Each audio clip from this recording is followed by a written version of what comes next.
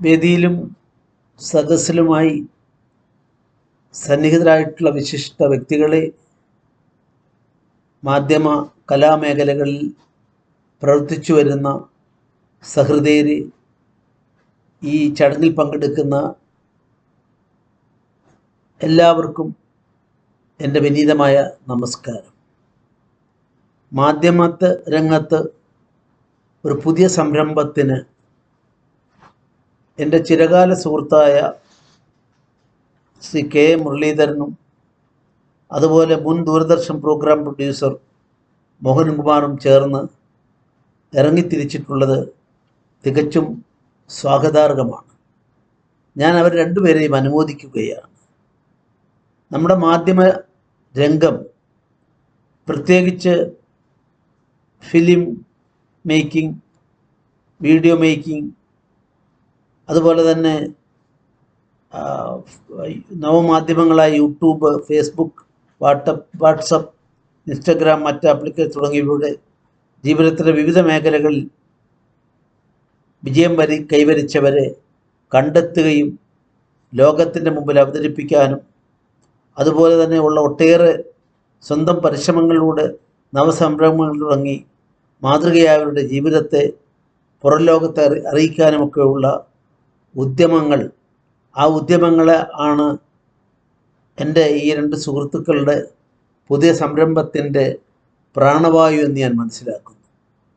Green matte film and video makers എന്ന പേരിൽ നിങ്ങൾ തുടങ്ങുന്ന ഈ പുത്തൻ സംരംഭത്തിന് ഞാൻ എല്ലാവിധ ആശംസകളും നേരുന്നു.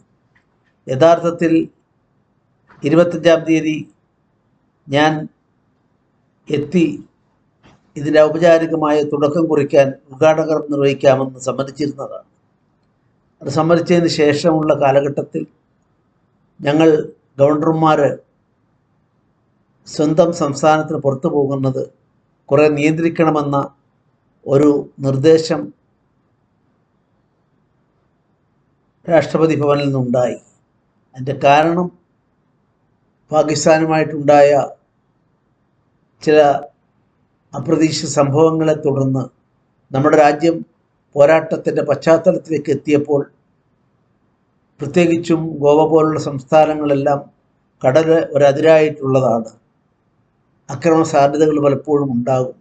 സ്റ്റേറ്റിൻ്റെ തലവൻ അല്ലെങ്കിൽ അവിടെ ഉള്ള രാജ്ഭവൻ ഇതൊക്കെ ടാർഗറ്റ് ആവാൻ ഇടയുണ്ടെന്നുള്ളത് കൊണ്ടാവാം അത്തരത്തിൽ ഗവൺമെൻറ്റിൻ്റേതായ ചില മുന്നറിയിപ്പുകൾ ഞങ്ങളിൽ എത്തിച്ചത്. ഈ സാഹചര്യത്തിൽ ഈ മാസം പുറം നാടുകളിലെ പരിപാടികൾക്ക് ഞാൻ സ്വയം നിയന്ത്രണം ഏർപ്പെടുത്തുകയും അതിൻ്റെ അടിസ്ഥാനത്തിൽ എനിക്ക് ഇവിടെ നിന്ന് 25-ാം തീയതി പോരാൻ കേന്ദ്രത്തിൽ നിന്ന് അനുമതി തേടാൻ ഞാൻ ഒരുങ്ങാത്ത സാഹചര്യത്തിലാണ്, എനിക്കത് സാധിക്കാത്ത സാഹചര്യത്തിലാണ് വാസ്തവത്തിൽ ഇത്തരത്തിൽ ഓൺലൈനിൽ കൂടെ നിങ്ങളെ അഭിസംബോധന വരുന്നത്.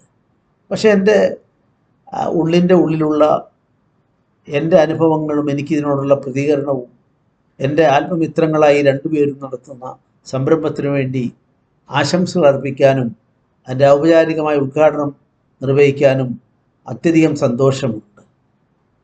മാധ്യമ മേഖല, പ്രചരണ മേഖല എല്ലാം അടക്കി വാഴുകയും പുത്തൻ പ്രചരണ മേഖലകൾ നിലവിലുള്ള എല്ലാത്തിനെയും പിന്തള്ളുകയും ചെയ്യുന്ന ഒരു കാലഘട്ടത്തിൽ സത്യത്തിൻ്റെയും ധർമ്മത്തിൻ്റെയും പ്രതീകങ്ങളായി മാറാൻ, മൂല്യങ്ങളെ വിൽപ്പനച്ചരക്കാക്കാതെ അതിനപ്പുറത്ത് ജനങ്ങളിലേക്ക് സത്യം കൊണ്ടെത്തിക്കാൻ നിങ്ങൾക്ക് സാധിക്കുമെങ്കിൽ എന്നെ സംബന്ധിച്ചിടത്തോളം എനിക്ക് ഏറ്റവും ചാരിതാർത്ഥ്യം നൽകുന്ന, സംതൃപ്തി നൽകുന്ന ഒന്നായി ഞാനതിനെ കാണുകയാണ്. എന്താണ് മാധ്യമ മേഖലയിൽ? കാരണം ജനങ്ങളെ പഠിപ്പിക്കേണ്ട അധ്യാപകരെ പോലെയാണ് മാധ്യമ മേഖലകളുള്ളത്. സിനിമയുടെ ഉദ്ദേശവും ലക്ഷ്യവുമൊക്കെ അത് പെടുന്നു എന്നുള്ളത് ആദ്യത്തെ അന്താരാഷ്ട്ര ചലച്ചിത്ര സംരംഭം തുടക്കം കുറിച്ച അവസരത്തിൽ നമ്മുടെ അന്നത്തെ ഉപരാഷ്ട്രപതി ഗോവയിലെ ചലച്ചിത്ര മേളയോട് ബന്ധപ്പെട്ട് അദ്ദേഹം അന്ന് പറഞ്ഞ കാര്യം ഞാൻ ഓർക്കുന്നു. നമ്മുടെ നന്മ പുറം നാടുകളിലേക്ക് എത്തിക്കാൻ, നമ്മുടെ സംസ്കാരവും ചരിത്രവും ഉയർത്തിപ്പിടിക്കാൻ വിജ്ഞാനത്തിൻ്റെ സ്ഥിരാകേന്ദ്രമായിരുന്ന, മാനവരാശിക്ക് എന്നും വിജ്ഞാനം പകർന്നു നൽകിയ ചരിത്രമുള്ള ഒരു മഹാസംസ്കാരത്തിൻ്റെ നാടിൻ്റെ മന്വന്തരങ്ങളിലൂടെ കടന്നു വന്ന മഹത്തായ അതിൻ്റെ ചരിത്രം, ആ ചരിത്രത്തെ അന്യനാടുകളിൽ എത്തിക്കാനാണ് സിനിമ വഴിയും മറ്റും ശ്രമിക്കേണ്ടതെന്നാണ് അന്ന് ഡോക്ടർ എസ് രാധാകൃഷ്ണൻ പറഞ്ഞിരുന്നത്.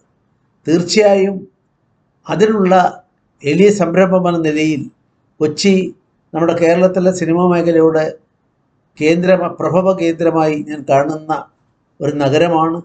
അവിടെ മുരളീധരനെ സംബന്ധിച്ചിടത്തോളം ഞാൻ കോഴിക്കോട് അഭിഭാഷകനായി തുടങ്ങിയ കാലഘട്ടത്തിൽ ഞങ്ങളുടെ സൗഹൃദമുണ്ടായിരുന്നു. അന്ന് മുതൽ മുരളി എനിക്കറിയാം. മുരളിയിലെ ഉറങ്ങിക്കിടക്കുന്ന കവിയെ അറിയാൻ കഴിഞ്ഞ ഒരാളാണ് ഞാൻ.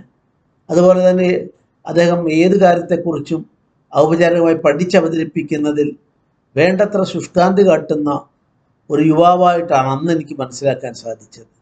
ഇപ്പം പിന്നെ സ്വാഭാവികമായിട്ട് റിട്ടയർമെൻറ്റ് ലൈഫിൽ കൂടുതൽ സമയം അതിനു വേണ്ടി ചിലവഴിക്കാൻ പോകുമെന്ന് പറയുമ്പോൾ വലിയ പ്രതീക്ഷയാണ് നമുക്കത് നൽകുന്നത്. പ്രൊഡ്യൂസർ മോഹൻകുമാറിൻ്റെ കാര്യത്തിലും വിജയത്തിൻ്റെ അധ്യായങ്ങൾ എഴുതി ചേർത്തുകൊണ്ട് നമ്മുടെ അത്തരത്തിലുള്ള മേഖലകളിലെല്ലാം അദ്ദേഹവും അദ്ദേഹത്തിൻ്റെതായ പങ്ക് വഹിച്ചിട്ടുണ്ടെന്നുള്ളത് പരക്കെ മലയാളികൾക്കെല്ലാം അറിയാവുന്നതാണ്.